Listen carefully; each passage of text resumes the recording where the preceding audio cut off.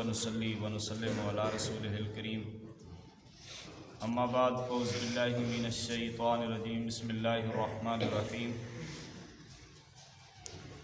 وَإِذْ قُلْتُمْ يَا مُوسَى لَن نَّصْبِرَ عَلَى طَعَامٍ وَاحِدٍ فَادْعُ لَنَا رَبَّكَ يُخْرِجْ لَنَا مِمَّا تُنبِتُ الْأَرْضُ مِن بَقْلِهَا وَكِسَّائِهَا وَفُومِهَا وَعَدَسِهَا وَبَصَلِهَا قَالَ تَسْتَبْدِلُونَ الَّذِي هُوَ أَدْنَىٰ بِالَّذِي هُوَ خَيْرٌ اهْبِطُوا مِصْرًا فَإِنَّ لَكُم مَّا سَأَلْتُمْ وَضُرِبَتْ عَلَيْهِمُ الذِّلَّةُ وَالْمَسْكَنَةُ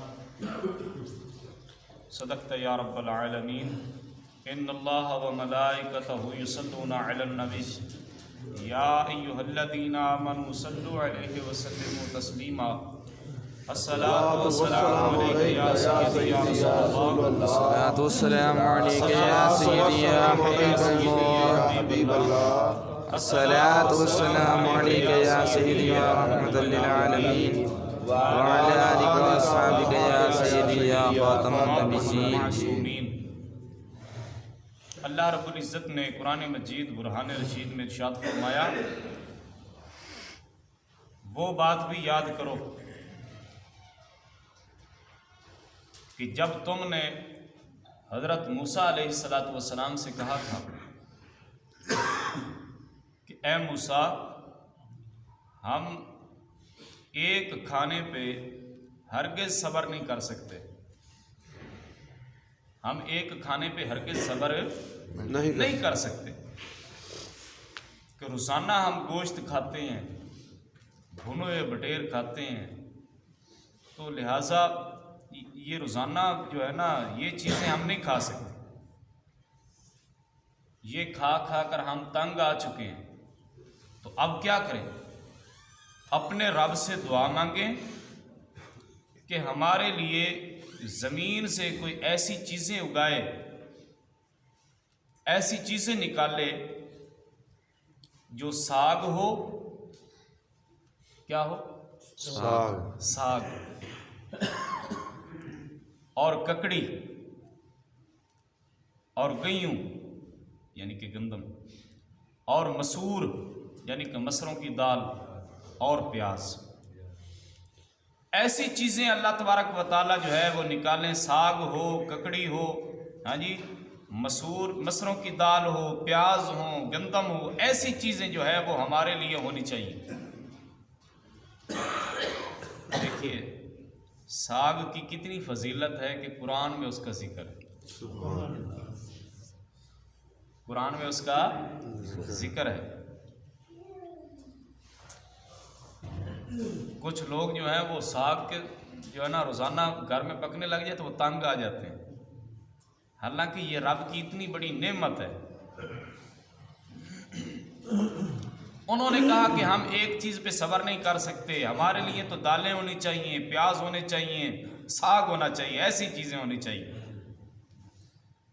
اللہ تبارک و تعالی وحدہ لا شریک جو ہے اس نے فرمایا کہ کیا تم ادنا چیز کو پسند کرتے ہو بہتر کے بدلے میں؟ تم ادنا چیزیں پسند کرتے ہو، حالانکہ ہم نے تمہیں من و سلوہ دیا ہے اور ایسی نعمتیں عطا فرمائی ہیں کہ تم جب چلتے ہو تو تمہارے اوپر بادل سایہ کرتا ہے، جب تم کسی بھی چیز کی طلب کرتے ہو اسی وقت وہ تمہارے لیے آ جاتی ہے۔ اب تم یہ کہتے ہو کہ ہمیں دالیں ملنی چاہیے، پیاز ملنے چاہیے، ساگ ملنا چاہیے، اللہ فرماتا ہے تم ادنا چیز کو پسند کر رہے ہو بہتر کے بدلے میں۔ چلو ٹھیک ہے، اللہ نے فرمایا اے موسیٰ ان کو حکم کریں کہ مصر میں اتر جاؤ۔ کس میں اتر جاؤ؟ مصر میں، یعنی کہ ایک شہر میں، اور اس میں اتر جاؤ، وہاں تمہیں ملے گا جو تم نے مانگا ہے، جو تم نے دالیں مانگی ہیں، پیاز مانگے ہیں، ساگ مانگا ہے، تو پھر یہ تمہیں اس شہر میں اتر جاؤ، ادھر چلے جاؤ، وہاں یہ ہر چیز تم کو مل جائے گی جس کا تم نے سوال کیا۔ جب انہوں نے یہ بات کی تو اللہ تبارک و تعالیٰ نے ان کے اوپر ذلت اور خواری کو اللہ نے مسلط فرما دی۔ ذلت اور رسوائی ان کے اوپر مقرر کر دی. وہ اتنے نادار ہو گئے, اتنے غریب ہو گئے. دیکھو نا, اگر کوئی بندہ اللہ کی نعمت کو ٹھکراتا ہے تو پھر اس کے لیے جو ہے وہ ذلت و رسوائی ہوتی ہے. اللہ فرماتا ہے جب تمہیں میری نعمت ملے تو پھر تم اس کا شکر ادا کرو. لئن شکرتم لازیدنکم, اللہ فرماتا ہے جو شکر ادا کرتا ہے ہم اس کے رزق میں اور اضافہ فرما دیتے ہیں. ہم اس کے رزق میں اور اضافہ فرماتے ہیں. اگر دیکھیے یہاں میں ایک یہ بھی بات کرتا جاؤں کہ اگر کسی بندے کے اوپر رب کا کرم ہے تو اس بندے سے وہ چیز ظاہر ہونی چاہیے کہ اس کے اوپر رب کی بڑی نعمتیں. یہ نہ ہو, میں نے کئی ایسے لوگوں کو دیکھا ہے جن کو اللہ تبارک و تعالیٰ نے بہت دیا ہوتا ہے لیکن وہ ایسے لگتے ہیں جیسے کسی کا نوکر ہو. ایسی حالت نہیں ہونی چاہیے.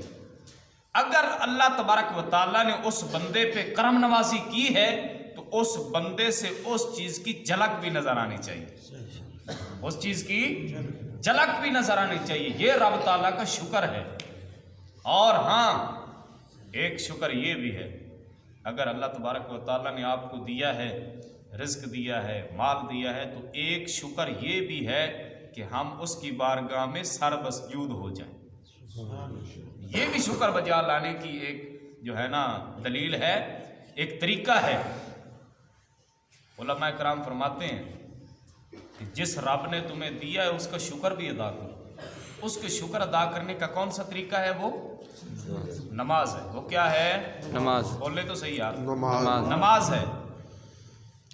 تو انہوں نے اعلیٰ چیز کو چھوڑا, ادنا کو پسند کیا, تو اللہ تبارک و تعالیٰ نے ان کے اوپر ذلت, خواری, نداری ان کے اوپر اللہ نے مقرر فرما دی. تو اللہ کا غضب ان پر ایسا ہوا, اللہ اکبر. کیوں؟ کہ انہوں نے اللہ تبارک و تعالیٰ کی آیاتوں کو جھٹلایا تھا, نبیوں کو جھٹلایا تھا. اور وَيَقْتُلُونَ النَّبِيِّينَ بِغَيْرِ الْحَقِّ, انہوں نے انبیاء کو شہید کیا. انبیاء کو انہوں نے ناحق شہید کیا. میں نے ایک روایت میں پڑھا ہے کہ 70,000 نبیوں کو انہوں نے شہید کیا تھا. اللہ اکبر. حضرت زکریا علیہ السلام کو, حضرت یحییٰ علیہ السلام کو, حضرت شعیہ علیہ السلام کو انہوں نے ناحق شہید کیا. حضرت زکریا علیہ السلام, حضرت یحییٰ علیہ السلام, ہاں جی, اتنے بڑے اللہ کے جو ہے نا برگزیدہ نبی, انہوں نے شہید کیا تھا یہ بنی اسرائیل والوں نے. دیکھو نا یار, ایک عام بندے کا قتل جو ہے وہ کتنا بھاری ہوتا ہے انسان پہ. تو پھر جو رہبر ہو, جو رہنما ہو, ان کو انہوں نے شہید کر دی. اللہ اکبر. جو ان کو راہ دکھلانے والے تھے ان کو انہوں نے شہید کر دیا. اللہ اکبر. جیسا کہ دیکھیں, یہ میں اس کے ساتھ تشبیہ نہیں دیتا, میں بلا تشبیہ, ہاں جی, اس کو اس کے ساتھ جوڑتا نہیں ہوں. ویسے میں جملہ موت رضا کی صورت میں ایک بات کرنا چاہتا ہوں. جیسا کہ یزیدیوں نے امام حسین کو شہید کیا, وہ ان کے راہبر تھے, رہنما تھے, ان کو راہ دکھلانے والے تھے. نبی کے نواسے کو بے دردی کے ساتھ انہوں نے شہید کر دیا. حضرت مسلم بن عقیل جب گئے تھے نا کوفہ میں, جب امام حسین نے ان کو بھیجا تھا, تو جب نماز کا ٹائم ہوا تو مغرب کی نماز کے ٹائم جب حضرت مسلم بن عقیل نے امامت کروائی تو ان لوگوں نے کہا تھا کہ آپ امامت کروائیں. آپ نے امامت کروائی تو 500 بندے نے پیچھے اللہ اکبر کہی تھی. 500 بندہ پیچھے نماز پڑھنے والا تھا. لیکن جب آپ نے سلام پھیرا تو کوئی پیچھے نہیں تھا, صرف آپ کے 2 بیٹے محمد اور ابراہیم کھڑے تھے, باقی سارے چلے گئے.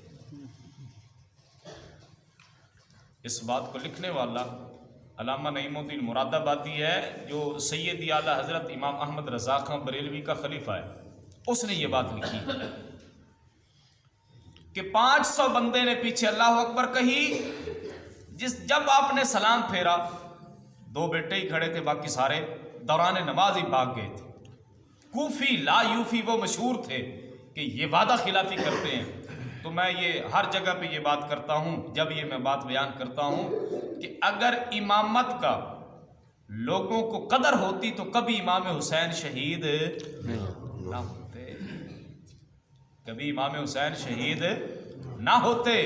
جو راہبر تھے، جو رہنما تھے، جو راہ دکھلانے والے تھے، اللہ اکبر، ان سے بڑھ کر کون ہادی ہو سکتا ہے؟ جن کو رب تعالیٰ نے بھیجا ہو، حضرت زکریا علیہ السلام کو، حضرت یحییٰ علیہ السلام کو، اور حضرت عیسیٰ علیہ السلام کو، ان یہودیوں نے ناحق قتل کیا تھا۔ تو اللہ تبارک و تعالیٰ نے فرمایا کہ یہ ذلت اور رسوائی، یہ خواری اور ناداری اس لیے تمہارے اوپر مقرر کر دی گئی ہے، یہ بدلہ ہے تمہاری نافرمانیوں کا کہ تم حد سے بڑھنے والے۔ جو رب کی حدوں کو توڑ دے، اللہ تعالیٰ فرماتا ہے تلک حدود اللہ، یہ اللہ کی حدیں ہیں۔ اللہ نے حد مقرر کی ہے ہر چیز کی، کہ حد کے دائرے میں رہ کر آپ نے جو ہے یہ جیسے ہم لکیرہ کھینچ دیتے ہیں، اللہ تعالیٰ فرماتا ہے یہ حد ہے۔ جو اس کو کراس کرے گا، جو اس کو توڑے گا، جو آگے جائے گا، وہ حد سے بڑھنے والا ہوگا۔ جو حد سے بڑھ جائے گا پھر اس کے اوپر ذلت بھی، رسوائی بھی، ناداری بھی، خواری بھی، ہر چیز اس کے اوپر مقرر کر دی جاتی ہے۔ اگر آپ نے ان چیزوں سے بچنا ہے، اگر چاہتے ہو کہ رب تعالیٰ راضی ہو جائے، تو پھر ایک طریقہ ہے، وہ کیا ہے؟ نماز، بولیے نا، نماز، نماز پڑھیں، اپنے بچوں کو نماز پڑھنے کی تلقین کریں، رب تعالیٰ کے شکر بجا لانے کا جو اللہ ہمیں نعمت عطا فرماتا ہے، نمازی ہو غیر نمازی ہو، نیکوکار ہو بدکار ہو، سیاہ کار ہو خطا کار ہو، کوئی مرضی ہو، وہ رب کی بارگاہ میں جھکے یا نہ جھکے، پھر بھی وہ روزی بند نہیں کرتا۔ اگر تو 5 وقت آ کر پڑھے تو پھر بھی تجھے رزق ملے گا، اگر نہیں پڑھے گا تو پھر بھی ملے گا۔ بھائی میرے، یہ تو سوچنا، اگر تو اس کی بارگاہ میں جاتا ہی نہیں تو پھر بھی وہ تجھے رزق دیتا ہے، تو پھر بندے کو شرم کرنی چاہیے کہ کچھ ٹائم نکال کر اس کی بارگاہ میں جھک جانا چاہیے، کہ جو اللہ تجھے رزق عطا فرماتا ہے اس کے شکر بجا لانے کا ایک ہی طریقہ ہے کہ اس کی بارگاہ میں بندہ جھک جائے۔ جو رب تعالیٰ کی بارگاہ میں جھکتا ہے، اللہ تبارک و تعالیٰ اس کی رزق میں اور اضافہ عطا فرماتا ہے۔ اللہ